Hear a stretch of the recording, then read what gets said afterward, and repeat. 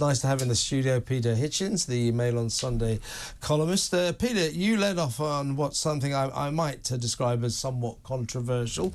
You asked this question. You're asking this question, and you're wishing at least someone else might ask it as well.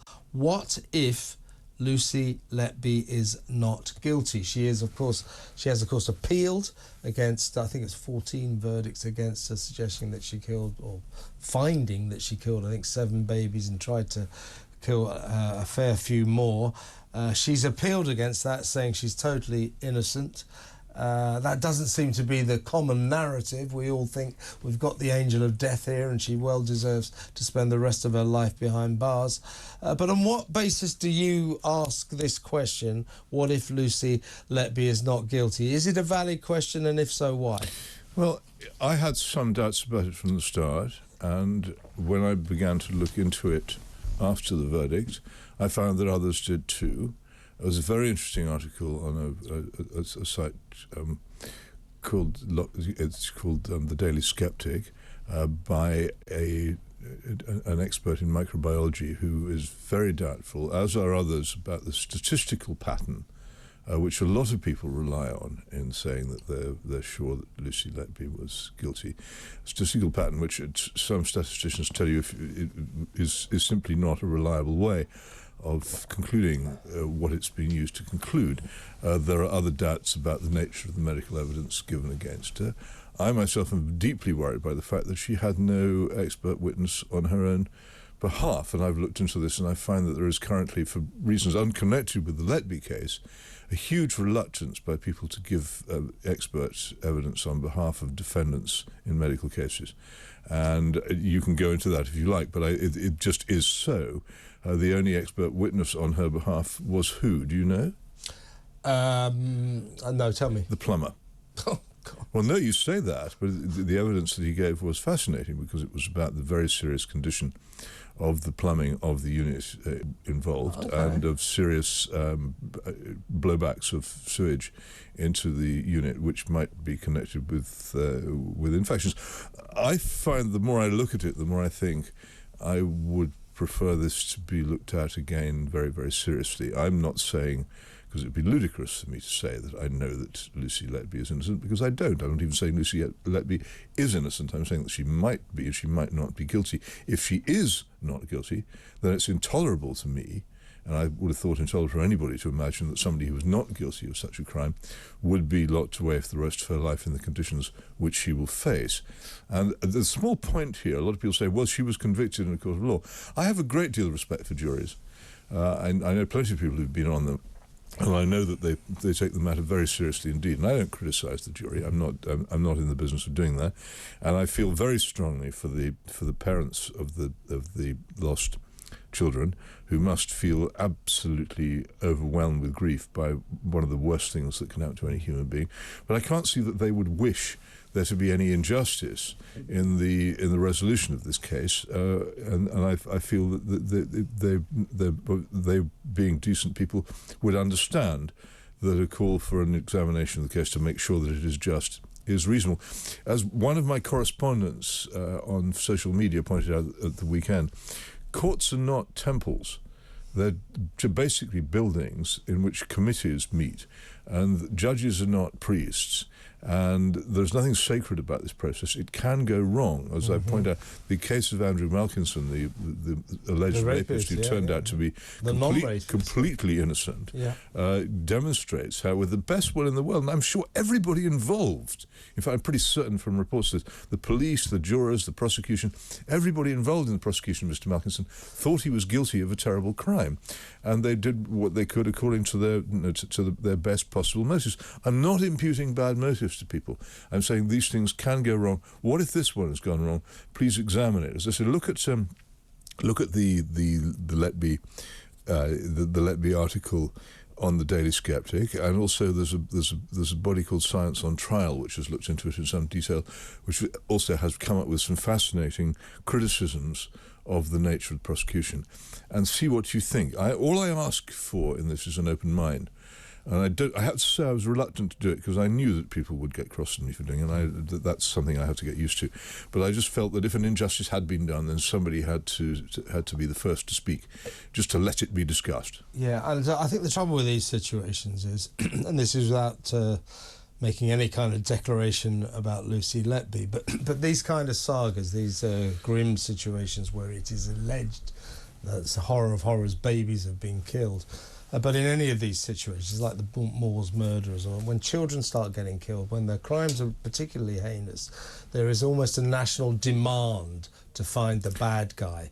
Quite, and so there should be, and the bad guy should be found. And in the case that you mentioned, the Hindley-Brady case, there was never the slightest doubt that those people were guilty of the matter charged. In this case, there really isn't much except circumstantial evidence against Lucy Letby. And it's not, as a case, it's not remotely as strong as many cases. People say, well, are you going to want to reopen every case? It's absolutely not. Many cases go through the courts, and it's quite patent from the evidence presented that there is no reasonable doubt about the conviction. In this case, I think there may be reasonable doubt, in which case it should be re-examined.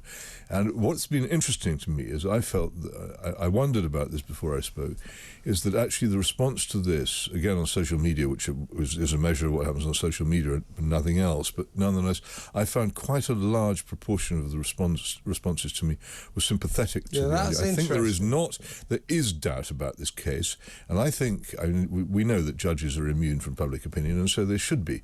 But on the other hand, they do need to be aware of the fact that it's not outrageous to believe that maybe there's something gone wrong here.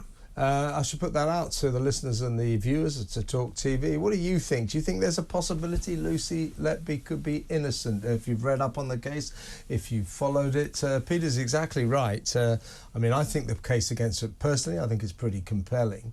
But the evidence against her is only circumstantial. There's no direct evidence that she did any of these evil deeds that she's been found guilty of.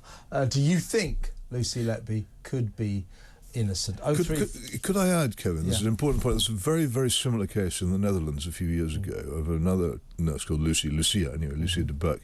Exactly the same, well, almost exactly the same circumstances. She's now free. And completely exonerated because the evidence against her was found to be, particularly statistical evidence against her, was found to be so profoundly flawed. And these things can end up quite differently from what you might expect. Yeah, so give us a call on that, 0344 499 1000, whether you think she's guilty or not guilty. Be interested to hear that. You wrote again about your friend Russell Brand. We talked about him this time last week, Peter, where he tried to kiss you on TV. I'm glad that didn't actually happen. I'm glad you managed... He offered to kiss me. I'm glad you managed to resist his advances. Apparently it's difficult to resist his advances. But you made you said trying to have a serious argument with Russell Brand is like playing chess with a squirrel. Just before we go to break, reflect, if you will, on the nature of his celebrity. I mean, he denies all the serious sexual allegations against him. However, what does seem evidence is back there in the noughties, particularly at the BBC, where he was working on Radio 2 and 6 Music, that he did not, shall we say, behave in the way you might hope a celebrity presenter might behave, and yet he was indulged. Executives turned a blind eye to his eccentricities, shall we say. He was indulged. On this, I don't like him, and I've never heard him say a thing with which I agree, but I have to insist here on the same principle that guides me in the Letby case, that he's innocent of any charges until proven guilty.